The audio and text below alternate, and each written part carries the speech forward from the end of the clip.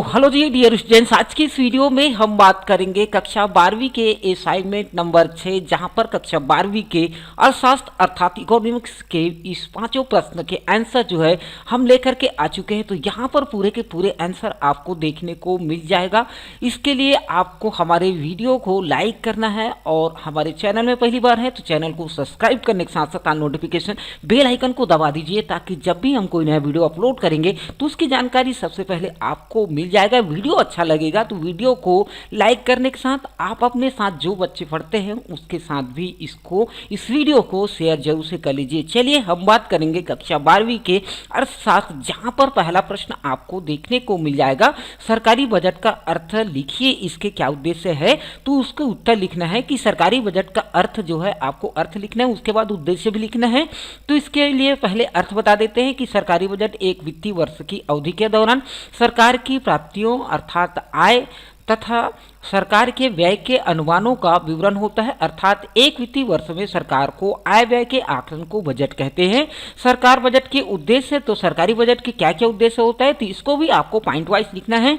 आर्थिक स्थिरता पहला पॉइंट है। बजट के माध्यम से सरकार का उद्देश्य व्यापार में उतार चढ़ाव जैसे मुद्रास्फीति या अपस्फीति को रोकना। आर्थिक स्थिरता के लिए सरकार अपस्फीति के समय घाटे का बजट तथा मुद्रास्फीति के समय अधिशेष बजट रखती है। दूसरा उद्देश्य लिखना है आपको आर्थिक वृद्धि। तो किसी भी देश की आर्थिक वृद्धि उस देश में हो रहे निवेश पर निर्भर करती है। मंदी के दौरान जब मांग और निजी निवेश कम हो जाता है तो सरकार निवेश को बढ़ावा देने के लिए बजट में विभिन्न प्रावधान करती है।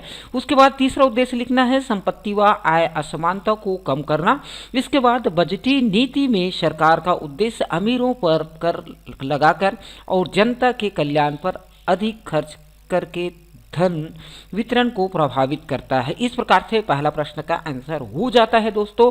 तो आप लोग यहाँ पर हमारे वीडियो को लाइक जरूर से कर लीजिए। उसके बाद प्रश्न क्रमांक दूसरा है बजट निर्माण की प्रक्रिया में व्याख्या करो। उसके बाद उत्तर लिखना है। तो बजट निर्माण के लिए क्या क्या होता है, तो बजट की निर्माण प्रक्रिया पहला पॉइंट डाल लेना है। भारत में बजट को कार्यकारिणी सभा द्वारा बनाया जाता है। वित्त मंत्रालय द्वारा बजट का अनुमान तैयार किए जाते हैं। बजट तैयार करने के पूर्व विभिन्न विभागों को एक नोट भेजा जाता है। सरकार के बजट प्रक्रिया को निम्न स्तरों में बांटा जा सकता है, जैसे कि आप देख सकते हैं। बजट प्रक्रिया पहला पॉइंट है बजट की तैयारी। तो बजट सरकार को प्रशासन विभाग द्वारा तैयार किया जाता है। सभी मंत्रालय को सूचित कर अपने अपने विभागों को 3 वर्षों की आय व्यय संबंधी सूचनाएं एकत्रित की जाती है। दूसरा में लिखना है बजट का पर मतदान। तो बजट सर्वप्रथम संसद के विभिन्न सदन में रखा जाता है। बजट अनुमानों द्वारा विभिन्न उद्देश्यों के लिए विभिन्न राशियां दिखाई जाती है। बहस खत्म होने के बाद मांग को मत के लिए रखा जाता है। तीसरा पॉइंट आपको लिखना है कटौती प्रस्ताव। मांग में कमी करने के उद्देश्य से सदस्यों द्वारा कटौती प्रस्ताव रखे जाते हैं, जो कि 3 प्रकार के होते हैं। पहला पूर्ति को मना करना, दूसरा नाम मात्र की कटौती और तीसरा मितव्ययता की कटौती। उसके बाद चौथा पॉइंट आ जाता है समायोजन बिल। मतदानों के बाद भारत के संयुक्तिकरण कोष में समायोजन करने के लिए एक बिल लोकसभा में रखा जाता है। 5वां पॉइंट आपको लिख लेना है अतिरिक्त अनुदान। और 6वां पॉइंट पर आपको लिखना है पूरक बजट, जहां पर आपातकालीन परिस्थितियों में वित्त मंत्री द्वारा लोकसभा में पूरक बजट भी संसद द्वारा स्वीकृत व्ययों को पूर्ण करने के लिए रखा जाता है। इस प्रकार से प्रश्न नंबर दूसरा हो जाता है, क्योंकि यहाँ पर जो है थोड़ा सा लंबा जरूर सा है, क्योंकि ये 4 नंबर का है। प्रश्न क्रमांक तीसरा है बजट घाटा क्या है तथा इसके प्रकारों की व्याख्या कीजिए। तो सबसे पहले आपको बजट घाटा का हेडिंग्स डाल लेना है। बजट घाटे से अभिप्राय उस स्थिति से है जिसमें सरकार का बजट व्यय सरकार की बजट प्राप्ति के से अधिक होता है। अर्थात बजट घाटा सरकार के कुल व्यय की कुल प्राप्तियों पर अधिकता है। बजट घाटा 3 प्रकार का होता है। राजस्व घाटा, तो यहाँ पर देख लीजिए राजस्व घाटे से अभिप्राय है कि जब राजस्व घाटा राजस्व प्राप्ति से अधिक होता है तो राजस्व घाटा बराबर राजस्व खर्चा माइनस राजस्व प्राप्ति। तो इस प्रकार से इसका जो फार्मूला है उसको भी आप लिख सकते हैं राजकोषीय घाटा। उसके बाद राजकोषीय घाटा से अभिप्राय कुल व्यय की कुल प्राप्तियां उधार छोड़कर पर अधिकता से है। यहाँ पर इंग्लिश में जो दिया गया है उसको भी आप लोग लिख सकते हैं। तो सेकंड में लिखना है प्राथमिक घाटा। तो प्राथमिक घाटा राजकोषीय घाटा तथा भुगतान के लिए किए जाने वाले ब्याज का अंतर है। अर्थात प्राथमिक घाटा बराबर आप लिख सकते हैं राजकीय घाटा माइनस ब्याज भुगतान। इस प्रकार से राजकीय घाटा में हमें यह जानकारी प्राप्त होती है कि सरकार को कुल कितने उधार जिसमें ब्याज की शामिल होता है, तथा प्राथमिक घाटे से ये जानकारी मिलती है कि सरकार को कुल कितने उधार संबंधी आवश्यकता जिसमें ब्याज शामिल नहीं होता। ब्याज का भुगतान जितना अधिक होता है हम उतना ही ऋण के जाल में फंसे होते हैं, जो हमारी विकास की गति में बाधा उत्पन्न करता है।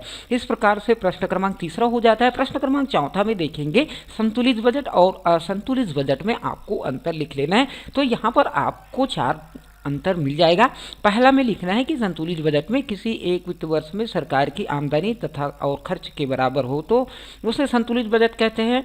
असंतुलित बजट में क्या होता है कि यह एक ऐसा बजट है जिसमें संभावित आय तथा अनुमानित व्यय एक समान नहीं होता है। और संतुलित बजट कुल प्राप्ति कुल व्यय के बराबर, और असंतुलित बजट में कुल प्राप्तियां ग्रेटर देन होता है कुल व्यय से। इस प्रकार से तीसरा में आप लिखना है संतुलित बजट मांग को कम करता है। असंतुलित बजट क्रय शक्ति सृजित करके वस्तुओं को मांग में वृद्धि करता है। उसके बाद चौथा में लिखना है जिससे देश में आर्थिक स्थिरता बनी रहती है, क्योंकि सरकार बेवजह के खर्च से बचती है। इसमें सरकार बेवजह की वस्तुओं पर खर्च बढ़ा सकती है, क्योंकि उधार लेने की वजह से सरकार पर बोझ बढ़ता है। इस प्रकार से हो जाता है प्रश्न क्रमांक चौथा। ये जो आप देख रहे हैं ये आपका प्रश्न क्रमांक 5वां है। आप लोग यहाँ से देख सकते हैं प्रश्न क्रमांक 5वां का आंसर आपको यहीं से आपको लिख लेना है। तो यहाँ पर बजट के ढांचे अथवा संघटकों के निम्न 2 भाग हैं, बजट प्राप्तियाँ और बजट व्यय। तो बजट प्राप्तियाँ का यहाँ पर आप लोग देख सकते हैं, ये उन प्राप्तियों के संबोधन करती है जिसका अनुमान सरकार के एक राजकोषीय वर्ष में सभी स्रोतों से मिलने वाली प्राप्तियों के आधार पर लगाया जाता है। बजट प्राप्तियों को निम्न 2 भागों में बांटा जा सकता है, पहला राजस्व प्राप्तियां और पूंजीगत प्राप्तियां। तो इसके बारे में भी आपको डिटेल कर लेना है कि राजस्व प्राप्तियां और पूंजीगत प्राप्तियां क्या होती है, आप लोग देख लीजिए। तो यहाँ से आप लोग इसी प्रकार से आपको लिखने को मिल जाएगा। वीडियो को अभी भी आपने लाइक नहीं किया है तो वीडियो को लाइक जरूर से कर लीजिए, और वीडियो अच्छा लगेगा तो आप अपने दोस्तों के साथ जरूर से शेयर कर लीजिए। उसके बाद पूंजीगत प्राप्तियों के बारे में भी आपको यहाँ से उसके बारे में विस्तार से लिख देना है कि यह केंद्र सरकार की उन प्राप्तियों को संबोधित करती है जो सरकार संपत्तियों में कमी लाती है या फिर ऋण संबंधी दायित्व पैदा करती है, जिस प्रकार सार्वजनिक कंपनियों ने के शेयरों की बिक्री अथवा पुराने ऋणों की वापसी से प्राप्त होने वाली राशि आदि। उसके बाद आखिरी जो है दूसरा नंबर पर आ जाता है बजट व्यय। तो बजट व्यय के भी 2 प्रकार होते हैं। तो यहाँ पर देख लीजिए राजस्व व्यय और पूंजीगत व्यय। इसके बारे में भी आपको डिटेल कर लेना है कि राजस्व व्यय जो है इस प्रकार से होता है कि इसमें क्या क्या शामिल होता है, उसके बारे में लिख लेना है। पूंजीगत व्यय के बारे में भी आपको थोड़ा डील करना है कि पूंजीगत जो है आपका ऐसे सरकारी व्यय जो भौतिक अथवा विभिन्न संपत्तियों पैदा करते हैं अथवा पुराने ऋणों का भुगतान आदि पूंजीगत व्यय कहलाते हैं। इसमें संपत्तियों की प्राप्ति जैसे भूमि, मशीनरी, उपकरणों की खरीद, ऋण तथा अग्रिम जो केंद्र सरकार द्वारा राज्य सरकार को इसको दिए जाते हैं शामिल किए होते हैं। तो इस प्रकार से आप लोगों का पूरा पाँचों का पाँचों प्रश्न जो कि 4-4 नंबर का है वो आपका आसानी से बन जाता है। अगर आप भी चाहते हैं कि और कौन सा आपको असाइनमेंट का आंसर चाहिए तो आप मुझे कमेंट्स बॉक्स में जरूर बताइए। कोई भी अक्षर समझ ना आ रहा हो तो मुझे कमेंट्स बॉक्स में ज़रूर लिखिए, मैं आप लोगों का आंसर ज़रूर से दूंगा। तो चलिए आज की इस वीडियो में इतना ही, और किसी अच्छे कंटेंट के साथ फिर से मिलेंगे। जब तक के लिए जय हिंद, जय भारत, जय छत्तीसगढ़।